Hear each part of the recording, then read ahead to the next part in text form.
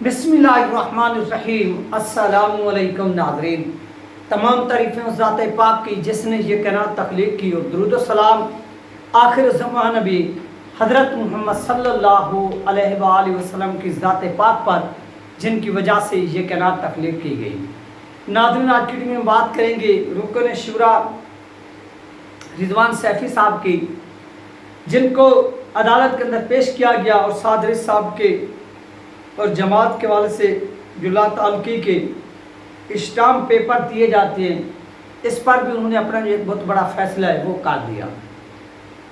یہ سارے کے سارے جو ڈیٹیلز ہیں، جو تفصیلات ہیں، وہ آپ لوگوں کے ساتھ اس ویڈیو کے اندر شیئر کی جائیں گی۔ چینل پر نئے تو اس کو لازمی سبسکرائب کریں، ویڈیو کو شیئر کریں اور کمنٹس بھی کریں۔ جتنی بہن بھائی دیکھ رہے ہیں، یہ آپ سے مؤدبانہ گزارش ہے، ریکویسٹ ہے۔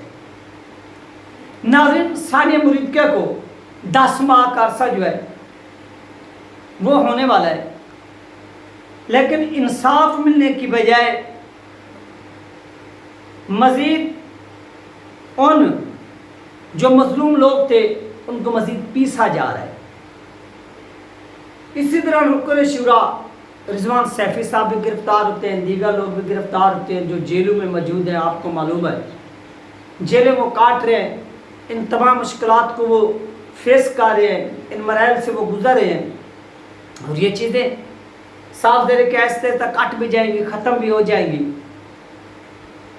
لیکن دیگر بھی شورا کے اراکین اریسٹ ہوئے تھے، جس میں پیر توقیر الحسنین شاہ صاحب میاں والی سے ان کا تعلق ہے۔ انہوں نے بھی ایک اسٹامپ پیپر دے کر جماعت سے لا تعلقی کا اعلان کیا تھا، اور اس کے بعد رکن شورا پیر سید عنایت اللہ شاہ صاحب نے بھی اسٹامپ پیپر دے کر لا تعلقی کا اعلان کیا تھا۔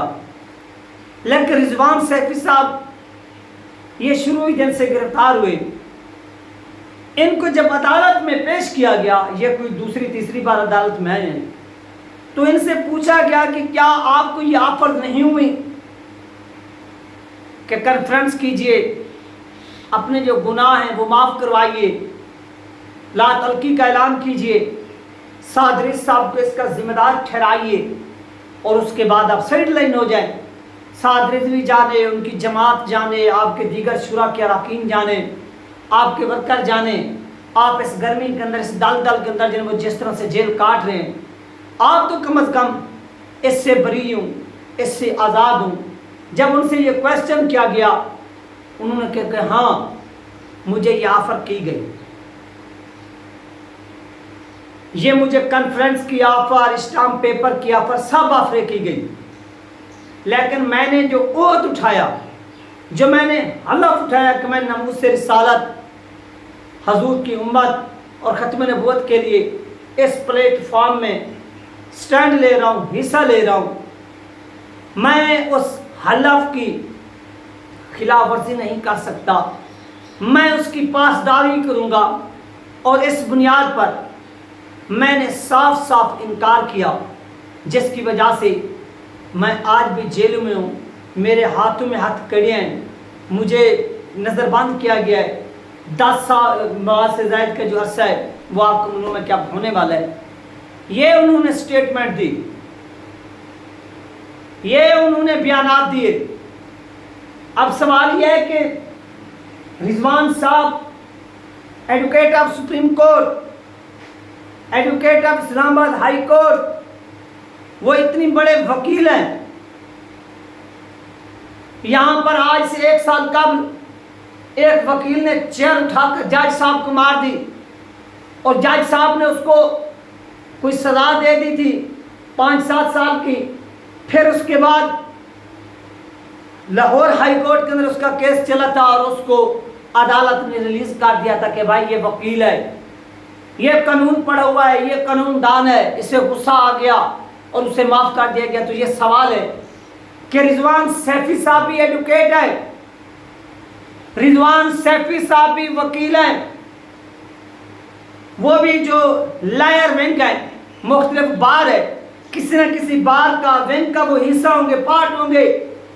تو سوال یہ ہے کہ ان کی بار کہاں کھڑی ہے، ان کا وہ ونگ کہاں کھڑا ہے، ان کے وہ دوسرے کلیگ کہاں کھڑے ہیں جو ان کے لیے آواز بلند نہیں کر رہے کہ ایک سپریم کورٹ آف پاکستان کا وکیل جس کے اوپر ATC کے دفعات ہیں اسے 10 ماہ سے بند کیا ہوا ہے، یہ کس قانون کے تحت بند کیا ہوا ہے؟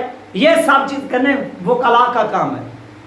یہ جو ان کے وکلاء ہیں جو بار آف سپریم کورٹ، یعنی یہ جو مختلف ان کے بار ان کے نام ہے یاد بہت سے، یعنی جو سپریم کورٹ سے جن کا تعلق ہے یا لاہور ہائی کورٹ سے یا اسلام آباد ہائی کورٹ سے، یہ ان کا حق بنتا ہے وہ اس موقع پر آواز بلند کرے، لیکن وہاں سے کیا ہے؟ خاموشی ہے، بالکل خاموشی ہے۔ تو اس حوالے سے رضوان سیفی صاحب کی جو جیل ہے وہ تھوڑی لمبی ہو چکی ہے۔ ایک وکیل کو اتنی لمبے عرصے تک جیل میں نہیں رکھا جا سکتا، اور بھائی اس کے ہاتھ میں کوئی ویپن نہیں، اس نے کوئی سپریم کورٹ آف پاکستان کے اوپر حملہ نہیں کیا، اس نے کوئی پاکستان کی پارلیمان کے اوپر حملہ نہیں کیا، اس نے اسلام آباد ہائی کورٹ کے اوپر حملہ نہیں کیا، اس نے پاکستان کی املاک کو نقصان نہیں پہنچایا، اس نے پاکستان کی سالمیت کو نقصان نہیں پہنچایا، تو پھر یار وہ کس جرم میں جو ہے نا وہ بندہ اتنی ماہ سے گرفتار ہے؟ یہ سب لوگ بے گناہ ہیں، لیکن ان کو حضور اقدس صلی اللہ علیہ وآلہ وسلم کی امت کے حق میں آواز بلند کرنے کے جرم میں یہ سزائیں سنائی جا رہی ہیں۔ بدقسمتی سے وہ بڑے بڑے گاگر نیش ملا، وہ گدی نشین، وہ مزاروں کا مال کھانے والے، ان سے کویسچن ہے جو نواز شریف کی ٹی سی کر رہے ہیں، جو زرداری کی ٹی سی کر رہے ہیں، وہ کہاں پر کھڑے ہوئے ہیں؟ ان کو یہ ظلم ہوتا ہوا نظر نہیں آ رہا کہ مدارس اور مساجد کے اندر پڑھانے والے بچوں اور پڑھنے والے طلباء کے اوپر انسداد دہشت گردی کی دفعات کے تحت مقدمے بنائے گئے ہیں؟ یہ ان گدی نشینوں کو نظر نہیں آ رہا؟ یار یہ سراسر ظلم ہے، یہ زیادتی ہے۔ خدا کی قسم مقبوضہ کشمیر کے اندر مودی بھی کشمیریوں کے اوپر اس طرح سے مقدمے نہیں بنا رہا جس طرح سے مقدمے ان مدارس اور مساجد کے اندر پڑھنے والے بچوں کے اوپر پاکستان کے اندر بنائے جا رہے ہیں، اور لبیک کے کارکنان کے اوپر بنائے جا رہے ہیں جو معصوم ہیں، جو بے گناہ ہیں، جو حافظ قرآن ہیں، جو پاکستان سے محبت کرتے ہیں، جو دین اسلام سے محبت کرتے ہیں۔ کیا پاکستان اس لیے بنایا گیا تھا کہ یہاں پر جو مظلوم ہوگا اس کو رگڑیں گے، اور جو بڑا بدماش ہوگا اس کو یوں سلوٹ پیش کیا جائے گا؟ اگر رضوان سیفی صاحب جرم کے اندر 10 ماہ سے اریسٹ ہے، گرفتار ہے، تو پھر یہ اسحاق ڈار کا نواسہ علی ڈار کیوں نہیں گرفتار ہو سکتا؟ اس نے تو بڑا جرم کیا ہے،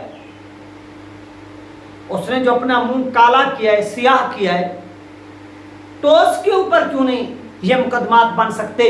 اس کا ٹرائل کیوں نہیں ہو سکتا؟ اس کو سزا کیوں نہیں ہو سکتی؟ کیوں؟ کیونکہ وہ باپ کے حکمرانوں کا بیٹا ہے، اور وہ جو بھی گناہ کرے وہ گناہگار نہیں کہلائے گا۔ یہ ہیں 2 قانون پاکستان کے اندر، 2 قانون، مظلوم کے لیے اور، ظالم کے لیے اور، حکمران کے لیے اور، غریب کے لیے اور، مسکین کے لیے اور، یتیم کے لیے اور۔ یہ جب 2 قانون ہیں تو پھر ملک اوپر کی بجائے ترقی کرنے نیچے کیوں آ رہا ہے؟ یہ ہماری قوم کی باحثیت ہلاکت کا سبب کہ یہاں پر انصاف میسر نہیں ہے، یہاں پر انصاف میسر نہیں ہے۔ یہاں پر انصاف ہونا چاہیے تھا، یہاں پر انصاف کرنا چاہیے تھا، بدقسمتی سے انصاف نہیں ہوگا۔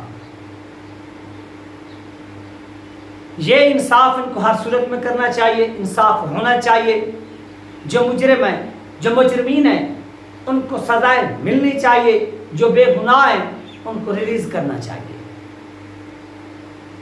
اور یہاں پر بڑے بڑے مجرموں کو چھوڑ دیا جاتا ہے، جبکہ اس کے برعکس جو بیچارے بے گناہ قید ہوتے ہیں ان کو مزید جو ہے نا وہ جیل میں ڈالا جاتا ہے۔ یہ کتنے افسوس کی بات ہے۔ وہ بھی میں ایک دیکھ رہا تھا کہ وہ جو ایک جوس بیچتا تھا، جج کو پسند نہیں آیا، جج نے اس کو سزا سنا دی 1 ماہ کی، وہ بیچارہ 7 سال کے بعد ریلیز ہوا ہے۔ تو لعنت ہے پھر ایسے انصاف کے اوپر۔ ملتے ہیں نیکسٹ ویڈیو میں. اللہ حافظ.